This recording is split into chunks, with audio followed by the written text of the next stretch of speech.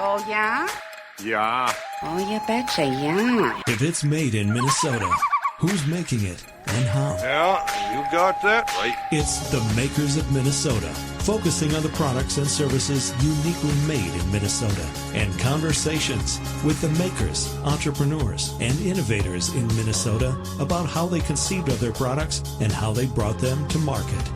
With Stephanie Hansen, it's the Makers of Minnesota. Hello, everybody. This is Stephanie Hansen, and welcome to the Makers of Minnesota. We are the podcast where we talk to people in the Twin Cities that are making cool things. I believe we were on, I'm trying to think if we're on number 78 or 79. I looked before you came in, and of course now I can't remember. But neither here nor there. We will make sure that we get you right and in order. I am here with Krista and Steve, and they are the family that has started Velvet Bees Honey Butter. And you guys, I was saying earlier that your honey butter is like my personal crack cocaine. I love it so much. I first came across it at Surtix. Were they one of the first people to carry it? They were. Yeah, I think Mary Richter, who works at Surtix in the cheese shop there, I think she gave me a jar and she was like, you have to try this. It is so amazing. Wonderful. Can you tell me what is honey butter, and did you invent this, or is this something that other people have been making and you just perfected and packaged it, Krista? Honey butter is 5 ingredients: honey, butter, cream, sugar, and vanilla. Very simple, all clean. We've been making it since 2011, and we came across honey butter quite by accident.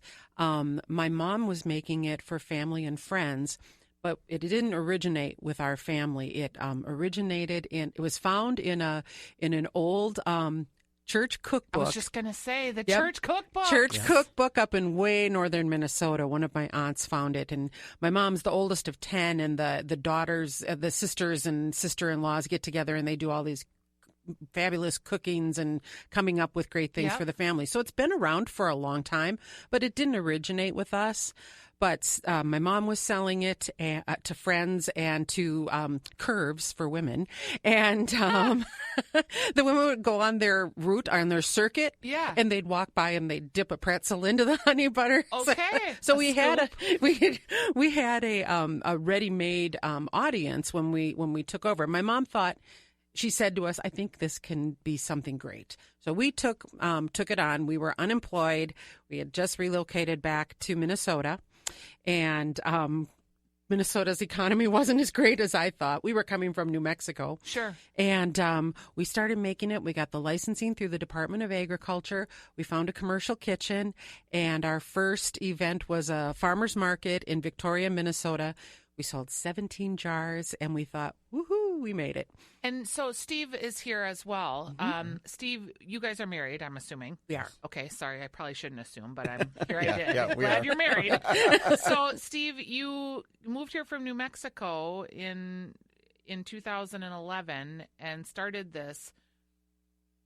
You know, here's your wife's family making this crazy honey butter, and yet you're like, yes, I'm an entrepreneur. Let's do this. Was it right away like, oh, yeah, this product's great, I think we can do this, or were you skeptical? Well, we went to a church bazaar, and Krista's mom was there at the table, and she was selling her honey butter. She had her little table set up with a little bee, and people were coming up and buying a jar or two. And I saw this woman walk into the gymnasium, and, you know, it was probably 150, 200 people. Yep. And she looked around, and she saw my mother-in-law, and she made a beeline for her, and she bought a whole case. At the end of the day, Krista's mom had sold over 7 cases of honey butter in like 3.5 or 4 hours. And I thought, if we are going to sell anything, it's going to be this honey butter. And did you come from the Twin Cities, Steve? Was this your hometown? No, I had I grew up just west of Boston. Okay. And I thought I detected a little something. And then I had, late in life, 2004, I relocated to North Carolina. Uh-huh. And then from there to New Mexico, where I met my wife, and then to Minnesota. And what were you doing prior to meeting your wife? Were you an entrepreneur? What kind of business were you in? Well, I was a project manager for a construction company. We did restaurants and hotels. Then when I moved to North Carolina, I actually worked on the NASCAR Winston Cup Series. Okay.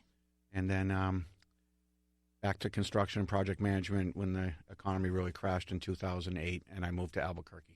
Isn't it funny, and maybe you've realized this, but there were so many companies that were started in the sort of October of 2010, was it, that the stock market crashed again? Yeah, 2008. It was 2008. 2008. 2008. But the economy really crashed in 2009 and 10. Things really sunk. One of the reasons we came back here was because of the economy in New Mexico. It was about a year behind. And we were both of our jobs were either being restructured or being eliminated. Mm-hmm. And I said, Steve, let's go to Minnesota. The economy is always good there. We'll find jobs. Right. So you come to Minnesota and you see this honey butter. Now, were you blissfully ignorant about what you didn't know at the time? Because most people that are unemployed as a couple aren't going to be like, yes, let's start a company. Yeah, blissfully ignorant. That's a great way that's to a great put way it. to We put were it. blissfully. Yeah. We had really varied backgrounds. I mean, you heard Stevie, project management for hotels and restaurants and NASCAR and so he'd been all over, and I'd been in publishing, and when I was in New Mexico, I worked for a nonprofit. I worked Sure. in television. So I have a really varied background, but nothing in either one of our backgrounds said we would be making a product and selling it to the masses. And when you started, you went right to commercial kitchens. You never were toiling in your own kitchen. Correct. Only to test it out to see the recipe. The original recipe is only 5 jars. That's it. Right. 5 Okay. jars at a time. And so how to And- mass produce it? Sure. Yeah, so we pretty much had to get into a facility, and we were fortunate enough to find one in St. Paul, so it wasn't too far from where we live, and they had room for us, and that's how we started. So this is different than honey in that it's a refrigerated product. Did that lead to challenges that are different than selling just honey, Yeah. for instance? Yeah. Let's see. When we first started, we were really kind of down on the refrigeration, going to farmers markets and going to events, It was hard. lugging coolers full of Yep. honey butter and ice and dry ice and all that stuff. But once we were able to make the transition to grocery stores Uh-huh. and co-ops, it's been one of the best. It's really a good thing for us because it separates us from everybody else is shelf stable. We're in with the cheeses, because we do need to be refrigerated. So we've kind of ended up away from a lot of what we would call competition: fig spreads, jams, jellies, that type of stuff. It's interesting to hear you say that because we've also interviewed on this program Pam Powell from the Salad Girl, Mhm. and she's also in the refrigerator section. Mhm. And that's been somewhat challenging for her because all of the dressings are in the dressing section. And so she's had to really educate people to find her in the refrigerated section near where the greens are. Are you, when you're marketing your product, are you talking about find us where the cheese is, or how do you make that transition for people? Yes, actually, that is exactly how we do it. We on our jar, the new jar we have, keep refrigerated, and so it has said that actually on everything we do pretty much has keep refrigerated on it, because like the Salad Girl brand, people expect to see us where the honey is, Right. and so we have to tell them, no, we're really more of a dairy product. So it has been an education, and the best thing that ever happened to us was being put in with specialty foods and specialty cheeses, because the cheesemongers say, I think this would be really good with a blue or with a sharp cheddar. And so it gets a special handling, which if you taste the honey butter, then you know you love it. Yeah, you never go back. I brought it home. I remember the first time, and nobody ate it except for me. And then the second time I brought it home, I finally introduced it to my kid, which was a major mistake. Because if she sees it in the refrigerator now, it's just like, oh, I love that stuff. And she just eats it on everything, so honey butter, toast is an obvious one. Popovers, that sort of thing, pancakes. You have told me to eat it on apples, which Yes. I probably wouldn't have done unless you had coached me. So that was a win. I love to put it on apples with salt. I'm kind of crazy about salt. And so just that makes a really good, perfect bite. That would be great. Yeah, it's wonderful. And then popcorn. I love popcorn and I love buttered popcorn. And we used to make kind of like a brown sugar syrup with butter and brown sugar when we were at the cabin and make like our own caramel corn. I like this so much better because that one is always a little gritty and too sweet. So I just heat it up in the microwave and pour it over my popcorn, and it's delicious. Your packaging, did you always start out, you were originally in like a small size mason jar, Yes, the 8 ounce. and your current packaging is still 8 ounces. It's a little bit different than a mason jar. You have new packaging. Tell me Yes. about the new packaging. Oh, we're so excited. A couple of things that we did last year is we want to branch out, expand our reach to the coasts. Okay. And we were fortunate enough to work with an organization called AURI, which is through the University of Minnesota. Are you Sure. familiar with them? Yep. They were wonderful to us. They took us under their wing. They tested our product. They gave us recommendations. They helped us to come up with the label. The new label has the required nutritional panel by the FDA. Yep. Because you did not have a nutritional panel, I don't recall, before. We did, but it was the longer kind, and Yep. it wasn't as exacting as this one is, and like they have the calories 8 times bigger, but it's still only 20 calories a serving, so that's a good thing. Is that an error? No, that's for real. That's how you have to have it? Yes, That's it's funny. So huge. that you can see it. Yeah, let there be no mistake. I want to ask you about the calories. Okay, so I'm getting all over the place here. Tell me about AURI, and AURI. how you hooked up with them, or did they find you? Well, it was a process where you registered. So we learned about them through one of the other food producers at the kitchen where we were. And the AURI is the Agricultural Utilization Research Institute. And it's affiliated with the University of Minnesota. And what they did for us, we had to fill out a form, a proposal type of form, and tell them about us, about our product. They have food scientists that you work with. They become your mentor or your advisor, if you will. And they take you through the steps. What is your goal? What are your goals with your product? If you want to go to a co-packer, they have resources to find co-packers you never knew existed. If you want to become automated, they help you with automation. They have plants in Marshall and somewhere up in northern Minnesota where they do testing. That alone was worth its weight in gold because Why do that's they do this? expensive. They do it to help the entrepreneurs, the food producers in the state of Minnesota. They started off helping pretty much exclusively farmers Yep. and ranchers, but they saw a need and said, "We can help. We can help these people." Smaller producers. Yes, and just yes. people producing different products. Yes, that aren't yes. just grain based. Right. And they have a magazine that they send out, and we were lucky enough that they featured us one time, and it was just such wonderful exposure.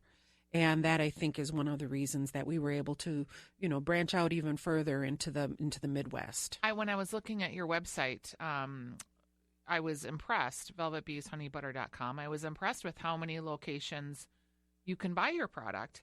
Do you have a distributor, or do you create these sales relationships on your own? We have 2 distributors at this point, one local and one in Chicago.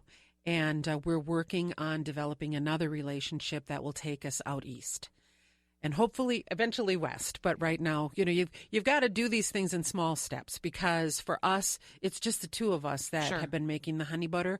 Now we moved into a new facility, which is also something our customers and friends aren't aware of. In November, we moved into a new facility. And so that is allowing us to bring on part-time workers. We had some before, but now we have 5 part-time workers. And we have storage. We have a dedicated space where we can actually produce honey butter as often as we need to. So do you produce it and then the co-packer, or tell me how that works? We produce it. We do everything, the whole process, right through the labeling and everything. We now have a walk-in where we can put pallets in, just open the door instead of doing all the handwork we used to have to do in the past. Are you guys in the food district? We are Yes. in the Okay. Northeast Yeah. Food District Yep. building. That's so those of you that listen, in the beginning of our series, probably I think episode 15 around-ish there, we talked to Chad Gilliard and Zoe Glass about the Midwest Pantry, and they have expanded into building and creating a food district in Northeast, and they're trying to create a collaborative of makers. And the first building is all leased, and you're one of their tenants. We are. And they're working on other buildings. So that may be a podcast to go back and listen to if that's something you're interested in. So you're now in that space. You have part-time workers. How much time of the two of you actually is spent like churning honey butter? Well, 100%. I mean, Yeah, we do it. when we work, Krista and I are both there, and we do some prep work. Krista doesn't have to go for that anymore, but washing all the jars and getting them Sure. set up ahead of time, all that stuff can now be done and just left, and we don't have to do just an individual day's worth. We can get a couple days ahead or even a week ahead. How many days in a week are you actually doing production versus other type of work? 2 days a week this time of year. Starting about September, it's 3 to 4 days a week. Okay, because why is your product seasonal? Well, orchards.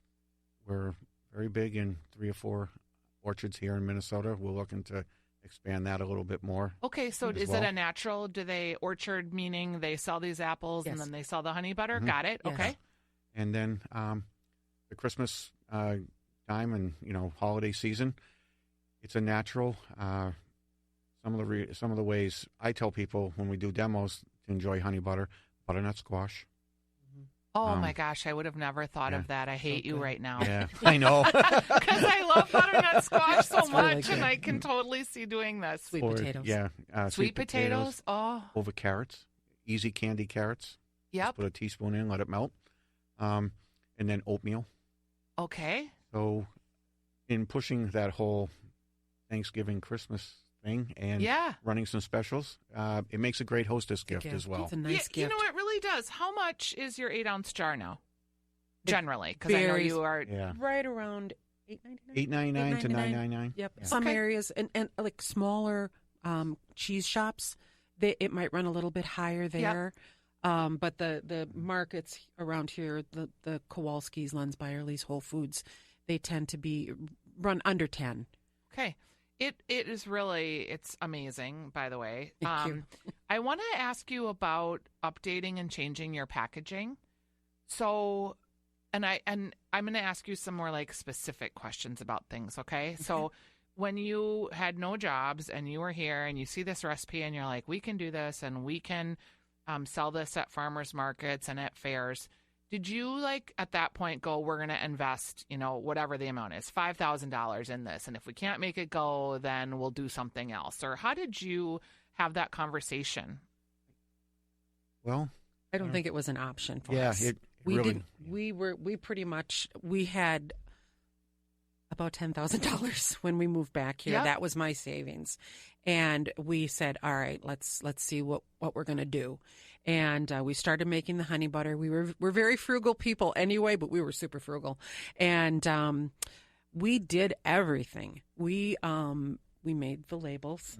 Mhm. We ended up having them printed, but when we first started out, we printed them on the computer printer and then cut them out with the hand Absolutely. trimmer and took 2-inch tape, packing tape, and centered it on the So tape, that it's put not it on the crinkly jar. and wrinkly. Yep. Because you have to have still have to have your identification on there through the Department of Ag. Sure. So we needed it to be legal, and so So in that way, that was one of the things we did. And then eventually we were able to get enough money where we could have our labels printed professionally. So we thought, Do you remember that first order and just like, oh God, yeah. Yeah, because we didn't have a label, because what we were using was just like 5 colors, and that was going to cost a fortune.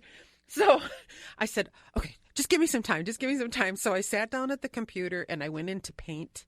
And so you were the graphic designer too. I was. How funny. So that was the foil label that we just replaced with this.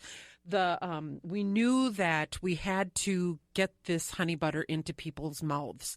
So every farmer's market, every event we went to, we did Jesse James Days down in Northfield. Sure. It was so much fun. We ran out the first day. Steve was tearing back to Twin Cities at midnight to get more ingredients so we could make more honey butter. But the best marketing thing we ever did, and this is the truth, we had a 2-piece lid when we first, and most everybody who uses our honey butter right now is still has a 2-piece lid. We took, those magnets that you can put your business card on and put it on people's refrigerator? Yep. We took a piece of paper and made it into 4. Took that measurement, made it into 4, put our name, our email address, our phone number, and our website on it. We cut them out, and they fit just perfectly on that lid. Yep. So every jar that honey butter that went out had one of those magnets. Don't forget about us. And people still come up to us and say, I have your magnet on our refrigerator. Yeah. That was 2011. That's really smart and something kind of simple. Yeah, so simple. But in the kind of way you were selling, if I saw you at a festival or a fair, I maybe wasn't going to get back to Jesse James Days. Right. So people knew how to get in touch with you. Right. Smart. So you're out there, you're like completely hustling it sounds like, together, which is sweet.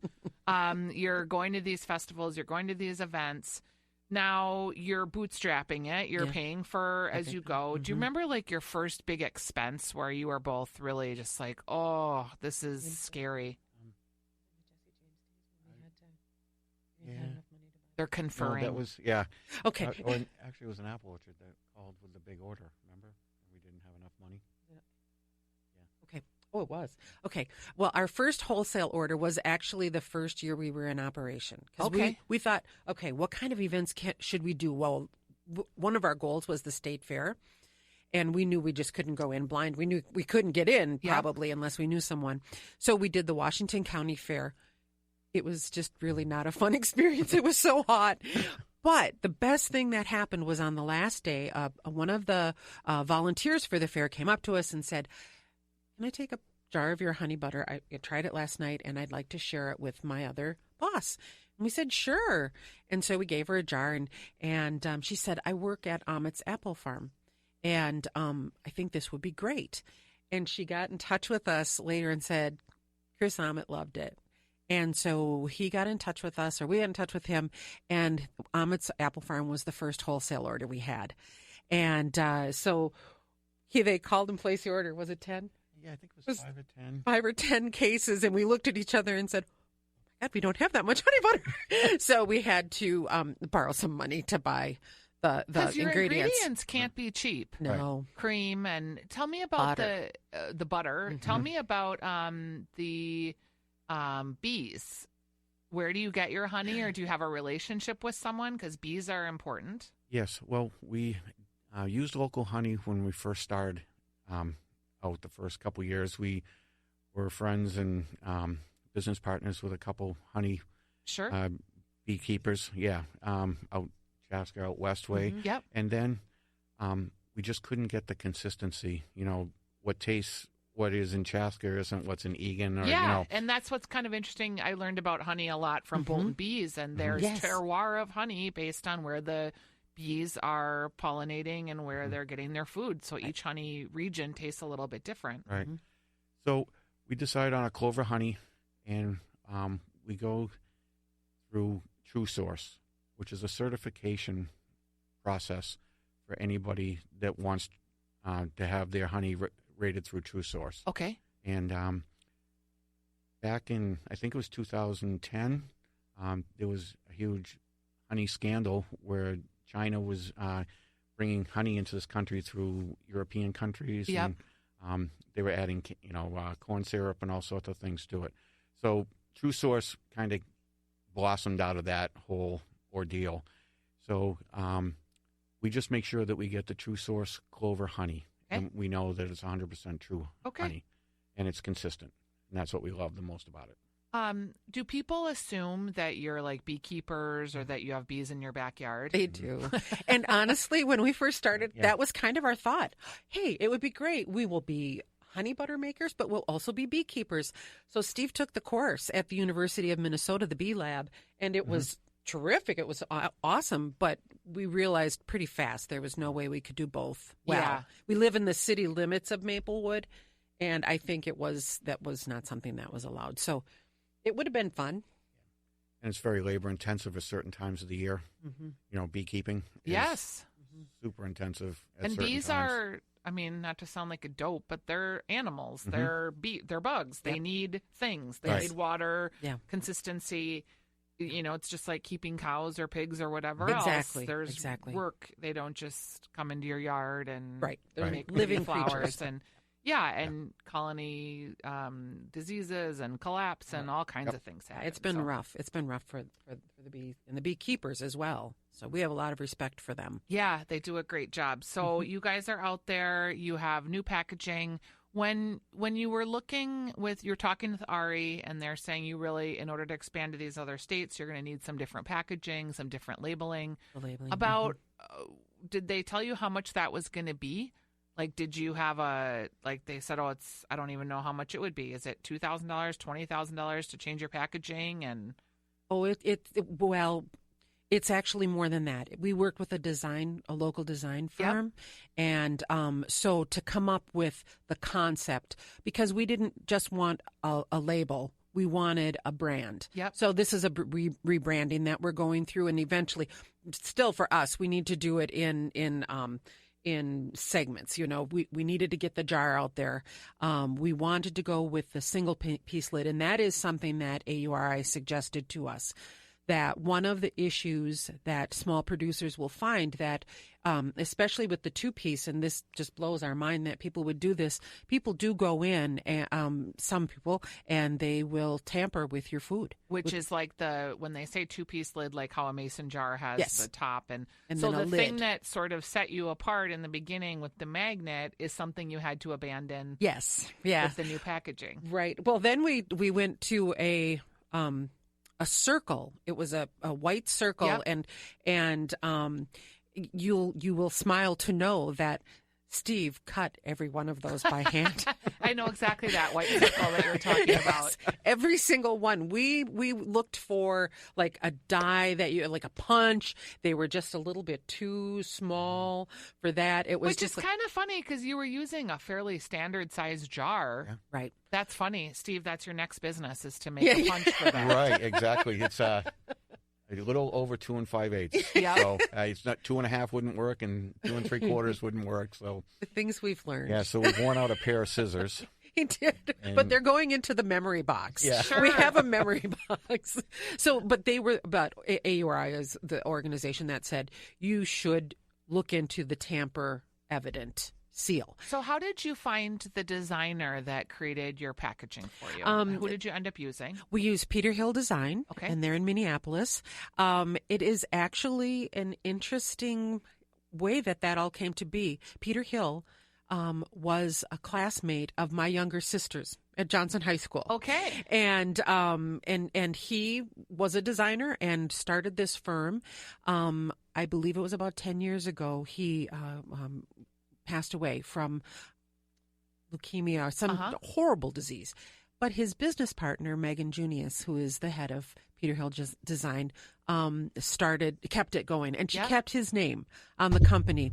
And at the beginning of 2017, we had a phone call, and on the ID, it said Peter Hill Design. And I thought what? Yeah, that's weird. Yeah, and it was their new business guy, and he was just calling us out of the blue, and I don't even know how he got our name. I thought maybe my sister had something to do with it, but no. Did they specialize in food packaging, and they were just cold calling, dialing for dollars, or? It might have been since he was looking. They don't specialize in food packaging. They've done some, but not like some of the other companies Yeah. around the Twin Cities. And so we met with them. We told them what our ideas were. And they ask you a ton of questions, really made us think about what we wanted Was that with the our only company you met with? It was actually. We connected really well with them. So they came up with the presentation and they brought us in. And Steve, we were walking in the building. Steve said, "Well, we know one thing for sure. It won't be purple." It's purple. We walked in and that was one of the choices. The other one was really kind of cool. They were both very whimsical, which, kind of nice, simple, but It's homey looking. very homey. Uh-huh. And that was also one of the reasons we stayed with the 8-ounce jar. We could have gone with more of the non-tapered, but it really looked too highly processed. Yeah, it's still I am holding the new packaging. I think I'm one of the first people You are. to get the new You packaging. are. It's very homey looking. And it still seems like it reflects what you do and who you are. It isn't too flashy. No. Purple is an interesting choice. Steve, were you just like, oh, When I saw it, I was like, "Oops, I shouldn't have said that." I guess, but I fell in love with it right away. Especially the fact, we asked about the bee and the flower. Some of the things I take away from what Krista did with the clip art was the clip art bee and the clip art flower that she put on our label.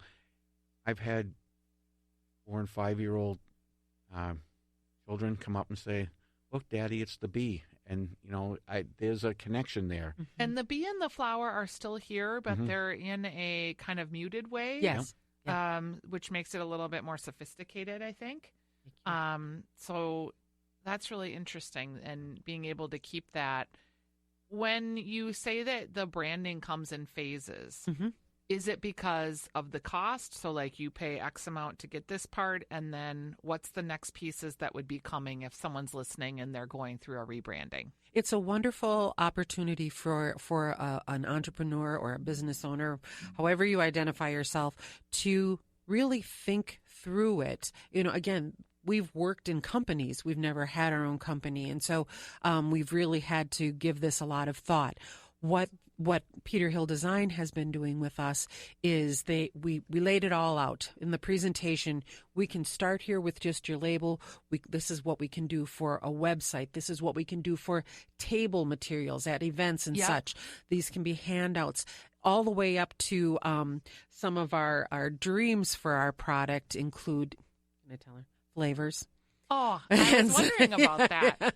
And also then little gift set ideas. I mean, we've got a lot of ideas. They've helped us to kind of focus it into one area. So you can do it piecemeal. You can say, all right, we need the labels done first. What's next? Well, we need business cards. So that'll come next. It's not a huge expense. And some of it we've negotiated with them, with Peter Hill Design, to say, how about if you bring it up to this point? You give us camera-ready art, prepare camera-ready art and the colors and all of the things that go with it. And we'll take it and handle the printing. Yep.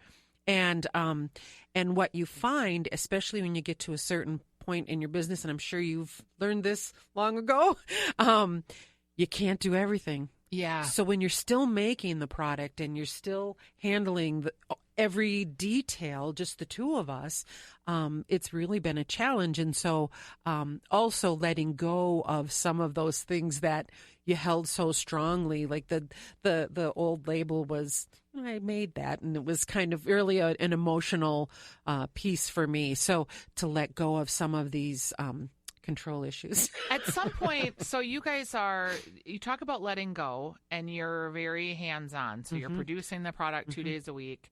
You're involved in all the levels of it. Is there a point where that won't make sense for you anymore? And do you know what that looks like on paper? Like, is it when you get to X amount of jars sold, we won't be able to handle our capacity, and the next step is then giving that over to someone else and working more on the marketing and the business side? Yeah, I don't know how it looks on paper yet. I can see it physically. Yep. Krista's son works with us religiously, and he's kind of slowly taking the reins over, and he's seeing the vision as well now. Yep. So there'll come a time, I don't know, sure if it'll be shortly or a couple years, where hopefully he will really take over. And So that's interesting. Yeah. So you see this as a family business Yes. that you will transition. yes, Actually, love there are that two idea. sons. yeah, There are that- two sons. Actually, yeah, I was going to say, and Nick is also seeing the potential and becoming more involved as well. When Krista and I started this company, we were only working like 2 part-time jobs and trying to piece things together. Yeah. And we always said that we would like to provide jobs for the state that allowed us to start this whole thing. So Yeah. we're pretty dedicated and positive about providing jobs for other people. My daughter would have wished you were her parents, because when we had our company, we felt honored to be able to provide jobs for people, Mhm. but we always thought it would never be jobs that we would provide for our kid. We just never thought that she'd be interested in the industry we were in, and it just never really occurred to us. And then when we sold it, she'd worked for us like a couple summers, and she was like, well, maybe that would have been my business. And we were like, oh, really? Well, too late. Sorry. We didn't even really ever think about that. It was always kind of the dream, because it's even though the recipe didn't originate in the family, it's been in our family, and everybody's used it. And I know my mom has just been. She's still flabbergasted every time we tell her, okay, Mom, now we're here in Chicago and we're in Nebraska and we're just getting to more and more states. But for the boys, it always seemed to make sense that they would be interested in this, though they maybe didn't see it from the very beginning. Yeah. So it's really exciting to be able, just when you think they don't care or they're not that interested, it's like, well, what are we doing about this? And all of a sudden it's we, and it's like, oh, really? Yeah. Do you Awesome. guys, I always ask about social media, and your product is a little bit different. Do you do social media, and is it important? We do social media. We don't do it well. Again, that falls on to pretty much my shoulders. Sure. But yes, it is important because, and especially with the new packaging, we're getting ready to put it out. We're on Facebook. Uh-huh. Not great. We're on Instagram, just went on Instagram. And, it's kind of fun. But to be really honest and frank with you about that, one of the things about social media, and I'm sure this is because of our generation that we're in, it feels like we're bragging. And so that's a real big challenge. It's like, I'm sure you'll like it. Just try it. But I don't want to say it's the best thing you'll ever put in your mouth. That seems braggadocious. And so it's really hard. And it seems like social media is a lot of bragging. You need to hire me to say it, Krista, because I have no problem telling people it's the best thing you've ever put in your mouth. Honestly, I love this product so much. Thank you. It's a really interesting point of view. I think of social media as more like lifestyle choices. So then I think about it from the standpoint, and maybe this will help you get past that, like the lifestyle of the product. So for me, it is like once you taste it, you're a convert because it is that good. But it's just also the lifestyle of I can have a teaspoon of this and it's 20 calories and I don't feel so bad. Right. And I sometimes that's my treat for the night is I'll just have a bite of it before I go to bed. Mm-hmm. Or I'm going to put it on popcorn and I'm going to serve it with my family and we're going to have a family movie night and it's kind of homey and fun and something that I made that tastes elevated and better. Mm-hmm. Mm-hmm. So that may help you. How does this product fit into the lifestyle of what we want to do of just wholesome, good products? Right. I think one of the best things is the 5 ingredients. Yeah, for sure. It's clean. You see the label, all of the ingredients, and it's not bad, and a little bit goes a long way. Yeah, and I'm a huge fan, and you guys should all buy this. It's Velvet Bees Honey Butter. We're going to go ahead and get wrapped up here. Is there, if we think about you in the next 5 years, outside of transitioning potentially to your sons, is there something you think we'll see on the horizon from you? Probably the first thing that you'll see, the new branding, I think that will be adding a flavor. Uh-huh. And eventually more flavors. We've got some in our arsenal that are just killer. They're very, very good. I can only imagine. Oh, my goodness. That's really exciting news. But keeping it simple. Yeah. You know, 'cause just you're- the 5 ingredients, and now there are so many flavors available to us. Though one of our favorites, when we first started, we did this apple cinnamon, and I actually thought about that. yes, well, but there is not an apple cinnamon tree, but oh man, was that good? Yeah. So we want it to be okay. You can grow it, or you can, whatever. So your flavors will be dictated by the idea of simple, wholesome, organic, potentially natural. Mm-hmm. Yes. Okay. Well, that lets my mind go in lots of different directions. So I will be interested to see what you come up with. Thank you for being my guest today. It has Thank really you. been my Thank pleasure you. to talk to you. We're thrilled to be here.